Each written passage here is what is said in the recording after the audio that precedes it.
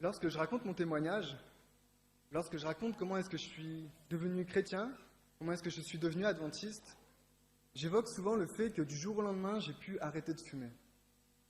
Et là, les personnes surprises s'empressent de me demander « Mais comment t'as fait ?»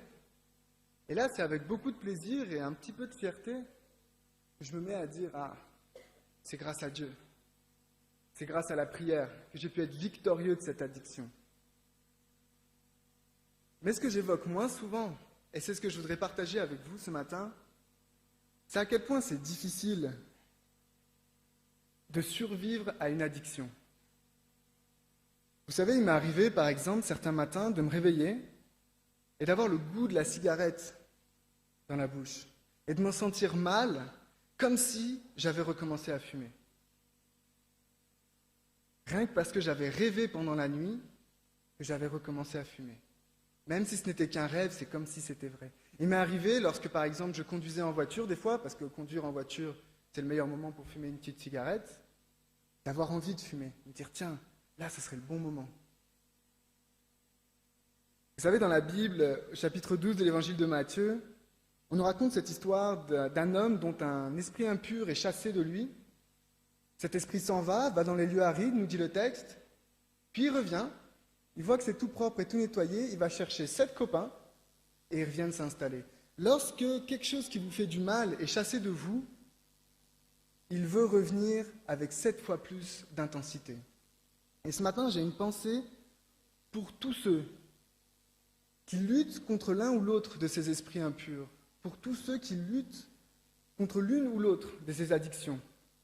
Vous savez, pour moi, ça a été la cigarette, la drogue, mais pour d'autres, des fois, c'est la nourriture, un pot de Nutella. Pour d'autres, c'est Internet, la pornographie. Pour d'autres encore, c'est un comportement, c'est la colère, l'impatience. Et j'ai vraiment une pensée pour toutes ces personnes qui sont, je suis sûr qu'il y en a, venues ce matin dans cette église avec cette souffrance sur le cœur, et qui souffrent de cette addiction, et qui souffrent de cette lutte qu'ils mènent tous les jours. Mais vous savez, Dieu ne nous abandonne pas dans nos souffrances. Au contraire, Dieu en parle et Dieu nous donne des solutions. Et ce matin, je voudrais qu'on parle ensemble de cela. Et pour parler de cela, je voudrais parler de tentation. J'ai choisi 2 textes pour pouvoir parler de la tentation. C'est le texte de Genèse, chapitre 3, les versets 1 à 4, et de Luc, chapitre 4, les versets 1 à 13. On ne va pas les lire, ces textes, ça prendrait trop de temps, et sûrement que vous les connaissez. Je voudrais juste rappeler le contexte, rapidement. Pour le premier texte, c'est l'histoire de Ève. Donc Dieu vient de créer, de tout donner à Adam et Ève. Il a juste mis un arbre au milieu du jardin, où il a dit, celui-là, vous ne le touchez pas. Et le texte de Genèse 3 nous raconte comment est-ce que Ève va finalement toucher à cet arbre, tenté par le serpent, que l'on sait être une image du diable. Dans le chapitre 4 de l'évangile de Luc, c'est l'histoire de la tentation de Jésus-Christ. Jésus vient d'être baptisé, il va commencer son ministère, et avant de commencer son ministère, le diable vient et par 3 fois va le tenter. Je voudrais dans ce texte qu'on regarde ce qui est semblable et ainsi que ce qui est différent. La première chose qui m'a frappé dans ces 2 textes que j'ai pu remarquer, c'est la notion de lieu. Où est Ève quand cette histoire arrive ? Si vous regardez, on nous dit au verset 3, « Mais quant au fruit de l'arbre qui est au milieu du jardin », le milieu du jardin, là où, j'ai envie de dire, elle n'aurait pas dû être, puisque c'est là où il y avait l'arbre qu'elle ne devait pas toucher. C'est un lieu spécifique, un lieu bien précis. Jésus, lui, le verset 1 nous dit qu'il est emmené dans le désert. C'est la première leçon que je tire. Lorsque Satan veut nous tenter, il va prendre un lieu précis, un lieu particulier, un lieu propice peut-être à la tentation. La voiture, pour moi, pour la cigarette par exemple. Peut-être une rue dans laquelle il y a plein de supermarchés, dont un qui s'appelle Nutella World. Une rue où tous les 50 mètres, il y a des panneaux avec des filles complètement dénudées. Une rue en embouteillage, et ceux qui conduisent savent de quoi je parle, où n'importe qui fait n'importe quoi et on a juste envie d'aller casser la voiture du voisin. Un lieu précis, physique, moral ou spirituel, dans lequel ça va être propice pour l'ennemi pour nous tenter. La deuxième chose que je note dans ces deux textes, c'est la notion de sensation. Regardez au verset 1er, dans l'histoire de Ève, on nous parle de manger. Et dans le passage qui concerne Jésus, on nous dit que Jésus eut faim. Cette sensation que vont avoir Ève et Jésus, cette sensation qui est peut-être, j'ai envie de dire, une sensation charnelle, une sensation profonde. Et même pour Ève, ça va plus loin parce que plus tard, au verset 6, on nous dit que la femme, donc Ève, vit que l'arbre était bon à manger. Elle voit que quelque chose est bon. Cette notion d'excitation, rien que par la pensée, déjà par quelque chose que je ressens, j'ai envie de quelque chose. Satan va utiliser nos envies, nos sensations, pour pouvoir nous tenter. Cette personne qui passe dans cette rue avec un Nutella World juste en face d'elle, ça va être difficile pour elle de dire « non, je ne vais pas manger de Nutella ». La personne qui passe devant des images et des images de filles dénudées, à la fin, la première chose qu'il a envie, c'est de rentrer chez lui, allumer Internet et aller regarder une vidéo. Quand on est dans la voiture et qu'il y a tout le monde qui fait n'importe quoi, c'est difficile de se contenir parce que ça monte, ça nous prend. Je vois qu'il y en a qui sourient. La troisième chose que je remarque dans ce texte, c'est l'image de Dieu détruite par Satan. Dans le premier texte, Satan commence tout de suite. Dieu a-t-il réellement dit ? Est-ce que Dieu a vraiment dit ce que tu as entendu ? Et après tout, est-ce que tu as vraiment compris ce que Dieu voulait te dire ? Pour Luc, pour Jésus, il va se passer la même chose. Verset 3, « Si tu es le Fils de Dieu ». C'est extraordinaire parce que le chapitre juste avant, chapitre 3 l'Évangile de Luc, se termine par cette phrase. Jésus sort de l'eau et il y a cette voix qui vient qui dit « Tu es le Fils de Dieu ». Et la première chose que le diable va venir dire à Jésus, si tu es le Fils de Dieu, tu es sûr que Dieu t'a appelé son Fils ? Tu es sûr que tu as bien compris quand Dieu t'a appelé son Fils ? Et plus tard, dans le verset 5, pour l'histoire de Ève, Satan va même jusqu'à lui dire « Mais Dieu sait que… » Alors qu'Ève était en train d'essayer de se défendre en disant « Non, il ne faut pas que je l'approche, cet arbre. » Et qu'elle lui répond en lui présentant les ordres de Dieu. Satan va venir lui dire « Mais en fait, Dieu, il est méchant avec toi. Dieu, il veut juste t'interdire de t'approcher de cet arbre, c'est pour ton mal, pas pour ton bien. Dieu te veut du mal, Dieu, il est méchant. Dieu, il t'interdit des choses, alors que l'arbre, tu le vois bien, il est bon à manger. » Ça aussi, le diable le fait tous les jours chez nous. Il veut casser l'image de Dieu en nous, l'image d'un Dieu d'amour, d'un Dieu qui veut prendre soin de nous, d'un Dieu qui veut nous protéger du mal que l'on peut se faire à nous et du mal que l'on peut faire à l'autre. Satan vient casser cette image. Tu es sûr que tu n'as vraiment pas le droit de faire ça ? Tu es sûr que c'est si mal que ça, ce que tu vas faire ? Mais Dieu, en fait, il t'interdit des choses, il t'empêche de vivre tranquillement ta liberté. Allez, lâche-toi. Mange ton pot de Nutella. Va voir ta vidéo. Casse la tête à ton voisin. Il t'énerve après tout. Satan va se servir d'un lieu dans lequel nous nous trouvons. Il va se servir de nos sens, de nos sensations pour nous exciter. Et au final, il va casser l'image de Dieu, l'image que nous avons de Dieu, l'image d'un Dieu d'amour. Mais dans ce texte, on peut aussi observer une grande différence. Ève succombe à la tentation. Jésus, lui, sort victorieux. Dans Luc chapitre 4, verset 13, on nous dit « Après l'avoir tenté de toutes ses manières, le diable s'éloigna de lui jusqu'à un moment favorable. » Jésus-Christ, lui, est sorti victorieux de cette tentation. Il est sorti victorieux parce que justement, il a décidé de rester fidèle à Dieu. Il a décidé de rester fidèle à l'amour que Dieu avait pour lui. On le voit par les citations qu'il fait. Il a décidé d'être fidèle, de croire que si Dieu avait dit telle et telle chose, c'était pour son bien. C'était parce qu'il l'aimait. Et vous savez, je crois que c'est la chose la plus importante que nous devons comprendre. C'est l'amour de Dieu pour l'humanité à travers son Fils Jésus-Christ. Car Dieu t'a tant aimé le monde qu'il a donné son Fils. Sans ça, je crois qu'on ne peut pas même répondre à la tentation. Mais Jésus, lui, savait que Dieu était un Dieu d'amour pour l'humanité entière et qu'il devait lui rester fidèle. Est-ce que vous aviez déjà remarqué que dans la tentation de Jésus-Christ, dans le passage que nous avons là, c'est la remise en question complète de la messianité de Jésus-Christ. Le diable est en train de dire à Jésus, tu prétends être le Fils de Dieu, tu prétends être le Sauveur. Jésus, c'est ce que ça signifie, Yahshua, le Sauveur, celui qui vient sauver. Tu prétends être le Sauveur, ben on va voir ce que tu vaux. Il va remettre en question ses capacités en tant que Sauveur, il va remettre en question sa mission en tant que Sauveur, et il va remettre en question l'annonce même d'un Sauveur. Première tentation, nous l'avons vu tout à l'heure, il a faim. Et Satan vient lui dire, ordonne à cette pierre de devenir du pain. Et Jésus va répondre non. En fait, sa réponse est encore plus extraordinaire. Dans ce texte-là, dans la version de Luc, Jésus répond, il est écrit, l'homme ne vivra pas de pain seulement. Dans la version d'évangile de Matthieu, il rajoute, l'homme ne vivra pas de pain seulement, mais de toute parole qui sort de la bouche de l'Éternel. Et cette citation-là, elle est extraordinaire parce qu'elle est tirée du livre de Deutéronome, lorsque Moïse évoque les 40 ans dans le désert passés par la génération de ceux qui avaient refusé de rentrer dans le pays de Canaan.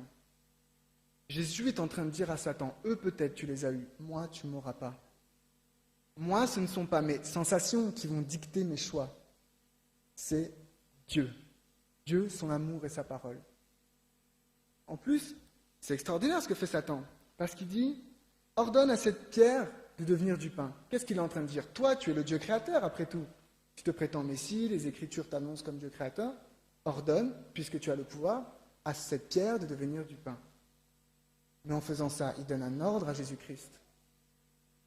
Si Jésus avait la capacité de le faire, si Jésus l'avait fait, il aurait été soumis à l'ordre de Satan. Jésus dit non, ce n'est pas ni toi, ni ton influence qui vont dicter mes choix. C'est mon Dieu, mon Père que j'aime et mon Père qui m'aime. Première réponse de Jésus. Deuxième réponse. Satan l'emmène à un endroit où il montre toute la gloire du monde et lui dit « Prosterne-toi devant moi et je te donne tout ça ». Jésus était venu pour faire quoi? Il est venu faire quoi ici, Jésus? Il est venu nous sauver. Non? Ça aurait été si simple. Toute la gloire, elle est à moi. Pas besoin de passer par la croix. Remise en question de la mission de Jésus. C'était ça, le plan du salut de Dieu. Dieu a tant aimé le monde qu'il a donné son Fils unique. C'était le plan de Dieu. Prendre un autre plan, c'était remettre en question le plan de Dieu. Satan vient et remet en question le plan de Dieu pour l'humanité. Satan vient remettre en question l'amour de Dieu pour l'humanité. Jésus dit non, c'est pas comme ça que ça se passera. Je me prosternerai devant Dieu seul. Lui seul sera mon Dieu. Lui seul guidera ma mission. C'est sa mission, c'est son plan à lui que je choisis de garder. Troisième tentation, il l'emmène en haut du temple et lui dit « Jette-toi ». Regarde, la Bible dit que si tu te jettes, tout le monde va te reconnaître comme le Messie. Vous saviez, à cette époque, il y avait une tradition qui disait, il y avait certaines personnes qui croyaient ça, que le Messie viendrait justement descendant du haut du temple. En plus, Satan vient lui citer des textes bibliques. Il lui cite des textes, il lui dit, tu vois, si tu le fais, tout le monde va te reconnaître comme le Messie. Il était venu pour ça, pour être reconnu comme le Messie. L'évangile de Jean, chapitre 1, nous dit, il est venu parmi les siens et les siens ne l'ont pas reconnu. Ah, qu'est-ce que ça aurait été plus simple s'il avait été reconnu par les siens. Donc Satan lui propose la solution. Saute et tu seras reconnu. Mais Jésus dit non, c'est pas comme ça que ça doit se passer. J'ai pas été annoncé, moi, Messie, de cette manière-là. Ça, c'est ta tradition à toi, c'est la tradition des hommes, c'est pas la tradition de Dieu. Moi, je veux me confier dans la parole de Dieu, dans ce que Dieu a annoncé. C'est la prophétie de Dieu qui m'intéresse, pas la tienne. Donc moi, je ne tenterai pas, mon Dieu, moi, je ne m'écarterai pas de la voie que Dieu a prévue pour moi. Je reste fidèle à mon Seigneur. C'est ça la réponse de Jésus à Satan, je reste fidèle à mon Seigneur. De plus, les deux textes qu'il cite sont dans Deutéronome 6, et ce sont des textes qui parlent, c'est Dieu qui parle à son peuple en lui disant ce qu'il devait faire. cette relation qu'il voulait avoir avec son peuple. Jésus dit, c'est ça, moi, que je choisis. Dans la tentation, c'est mon Dieu et mon Père qui m'aime et mon Dieu et mon Père que j'aime, que je choisis, pas toi. Nous aussi, Satan vient nous tenter en nous disant, ah, tu es chrétien. Ah, tu prétends être un fils adoptif de Dieu. Ben tiens, on va voir. On va voir ce que tu vaux. Mais vous savez, Jésus est venu en tant que victorieux. Nous l'avons chanté tout à l'heure. Jésus est un Dieu de victoire. Jésus n'est pas venu là en disant, bon, ben écoute, tes problèmes, je peux rien y faire. Hein. Je t'ai mis tout seul là-dedans, moi, j'y suis pour rien. Le Nutella, ça te tente. Moi, je ne sais pas ce que c'est le Nutella. Film pornographie, colère, moi, j'ai pas eu ces problèmes-là. Non, je ne vois pas de quoi tu parles. Non. Jésus, il est venu en disant, moi, j'aurai la victoire. Et dès le début, si vous allez avec moi, on va voir quelques textes rapidement qui parlent, qui annoncent la victoire de Jésus et la victoire qui nous est offerte. Dans Genèse, chapitre 3, on revient à cette tentation. Le verset 15, on est juste après le péché, comme on appelle ça. Verset 15, « Je mettrai inimitié entre toi et la femme, entre ta postérité, il parle au serpent, et sa postérité. Celle-ci t'écrasera la tête et tu lui blesseras le talon. Celle-ci t'écrasera la tête. » C'est pas celle-ci va te chasser avec le pied. Elle va t'écraser la tête. C'est une victoire qui est annoncée dès le début, avant même que tout soit réglé. Dieu il dit, la victoire est annoncée en Jésus-Christ. Dans Daniel 9, au verset 24, dans Daniel 9, ce chapitre qui annonce point par point la venue de Jésus-Christ, qui annonce les dates, les événements, la mission de Jésus-Christ. Cette prophétie commence par cette parole. 70 semaines ont été fixées sur ton peuple et sur ta ville sainte pour faire cesser les transgressions, pour mettre fin au péché, pour expier l'iniquité et amener la justice éternelle, pour sceller la vision et le prophète, pour mettre fin au péché. Ce n'est pas pour négocier avec le péché, c'est pour mettre fin, là aussi, annonce de la victoire. Dans Ésaïe 42, Ésaïe chapitre 42, les versets 1 à 4, on nous parle aussi de Jésus-Christ. Ésaïe 42 nous dit « Voici mon serviteur que je soutiendrai, mon élu en qui mon âme prend plaisir. J'ai mis mon esprit sur lui. » On parle de Jésus. « Il annoncera la justice aux nations. Il ne criera point, il n'élèvera point la voix, il ne fera point entendre dans les rues, il ne brisera point le roseau cassé. Il n'éteindra pas la mèche qui brûle encore. » Il parle de nous là. « Il annoncera la justice selon la vérité. Il ne se découragera pas. » Jusqu'à quand ? Il ne se découragera pas et ne se relâchera pas jusqu'à ce qu'il ait établi la justice sur la terre et que les îles espèrent en sa loi. Dans la version de l'évangile de Matthieu, quand Matthieu cite ce texte, il dit au verset 4, « Il ne se découragera pas et ne se relâchera pas jusqu'à ce qu'il ait fait triompher la justice. » Jésus est annoncé comme quelqu'un qui va amener un triomphe. Un triomphe. Dans 1 Corinthiens, chapitre 15, versets 56 à 58, Paul avait tout à fait compris ça. Et il nous fait une promesse, Paul. 1 Corinthiens, chapitre 15, versets 56 à 58.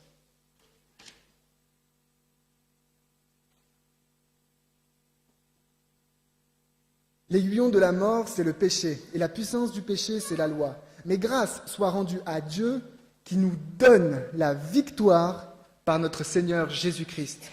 Ainsi, mes frères bien-aimés, soyez fermes, inébranlables, travaillant de mieux en mieux à l'œuvre du Seigneur, sachant que votre travail ne sera pas vain dans le Seigneur. Soyez fermes, inébranlables. Pourquoi ? Parce qu'on nous a donné la victoire par notre Seigneur Jésus-Christ.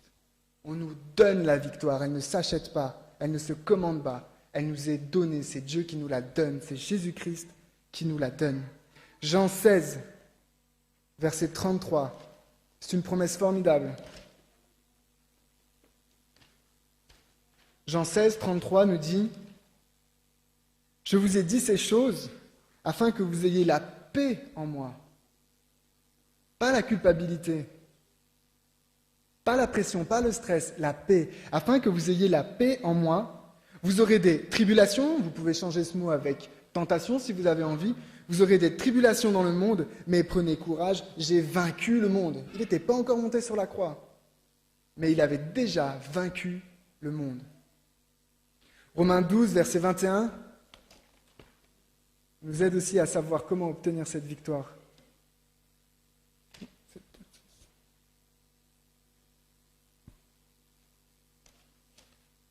Romains 12, verset 21 nous dit « Ne te laisse pas vaincre par le mal, mais surmonte le mal par le bien. » Et Apocalypse 17, verset 14, pour finir. « Ils combattront contre l'agneau, contre Jésus-Christ, et l'agneau les vaincra. » Pourquoi ? Parce qu'il est le Seigneur des seigneurs et le Roi des rois. Et les appelés, les élus, les fidèles, vous, Église de Collonges, qui sont avec lui, les vaincront aussi. Promesse qui nous est faite, que la victoire est pour nous aussi. Jésus-Christ a été tenté. Nous aussi, nous sommes tentés. Pas de culpabilité, pas de stress à avoir à ce niveau-là. Si Jésus a été tenté, si moi je suis tenté, c'est normal. Et Jésus-Christ, dans la tentation, a été victorieux. Il a commencé son ministère par une victoire, et une victoire qui a été annoncée, qu'il a vécue et qui nous attend. Et qui nous attend à partir d'aujourd'hui, pour chacun d'entre nous. Chaque tentation que nous pouvons vivre, ce n'est pas un fardeau, c'est une occasion qui nous est donnée à nous de mettre en avant notre foi, de mettre en avant Jésus-Christ et son amour pour nous. Lorsque vous êtes tentés, lorsque vous serez tentés, n'essayez pas de résister, mais dites simplement, le Seigneur Jésus-Christ m'aime, mon Père m'aime, Jésus est mort pour moi, la victoire m'appartient. Je ne te suivrai pas, toi, Satan, qui cherche à me faire du mal à moi et à faire du mal aux autres. Moi, je vais suivre Jésus-Christ, mon Dieu d'amour. Chaque tentation est une occasion pour nous de mettre en avant Jésus-Christ et d'obtenir la victoire. Parce que celui qui, au cœur de la tentation, au cœur de l'envie extrême, sera capable de dire oui, mais oui à Jésus, celui-là aura la victoire. Je voudrais prier avec vous ce matin, je voudrais prier et inviter tous ceux qui ce matin sont venus avec des souffrances, tous ceux qui ce matin sont venus avec des luttes, qui ont ces souffrances en eux. Je voudrais vous inviter à prier avec moi ce matin et que l'on puisse demander à Dieu de nous donner la force pour qu'à la prochaine tentation, on puisse se souvenir de Jésus-Christ, on puisse se souvenir de toutes les promesses qu'il nous a faites et qu'on puisse être convaincu de son amour pour lui et de la victoire qu'il nous a offerte. Prions ensemble. Seigneur éternel, mon Dieu, mon Père, je te remercie pour ton amour. Je te remercie pour le don que tu nous as fait en Jésus-Christ et je te remercie pour ta parole qui nous fait connaître toutes ces promesses et ce don d'amour que tu nous as fait. Je voudrais te prier, mon Dieu, mon Père, pour que tu sois avec chacun d'entre nous, avec chaque personne ici, particulièrement avec tous ceux qui souffrent, avec tous ceux qui portent un fardeau, qui tirent un boulet, Seigneur, parce qu'ils sont tentés chaque jour et qu'ils chutent. Que, Seigneur, tu puisses leur donner la force, que tu puisses les entourer de tes bras d'amour, qu'ils ressentent, Seigneur, l'amour que tu as pour eux et qu'ils puissent y puiser toute leur force. C'est au nom de Jésus-Christ, notre Sauveur, lui qui est mort pour nous, lui qui est ressuscité pour nous, lui, Seigneur, qui veut notre bien et qui nous comble d'amour, Seigneur. Vraiment que tu nous guides, que tu nous diriges et que l'on puisse ressentir profondément tout cet amour que tu as pour nous, même au cœur de la tentation. Au nom de Jésus-Christ. Amen.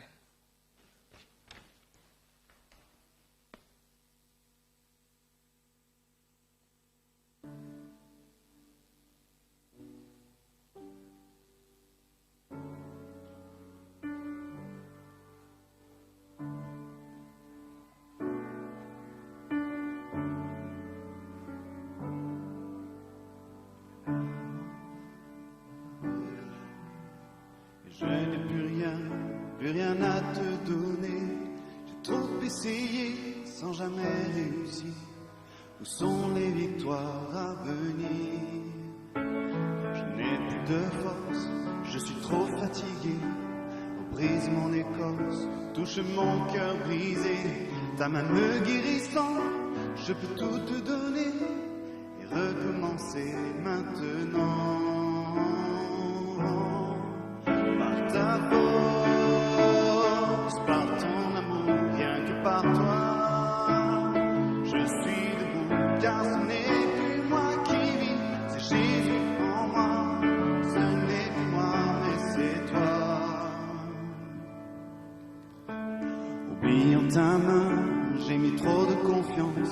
dans mes propres moyens, dans mon intelligence. J'ai pourtant cherché et beaucoup essayé, mais je n'ai pas trouvé mieux que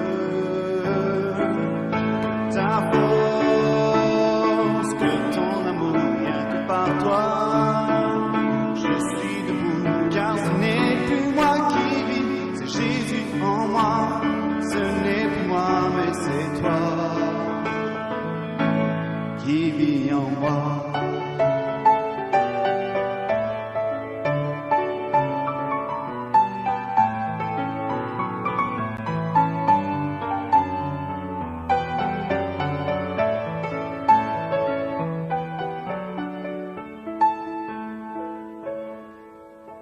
Après tant de peine, de stress, de soucis, quand les fardeaux reviennent, quand frappe l'ennemi, je lève les yeux vers mon Père dans les cieux.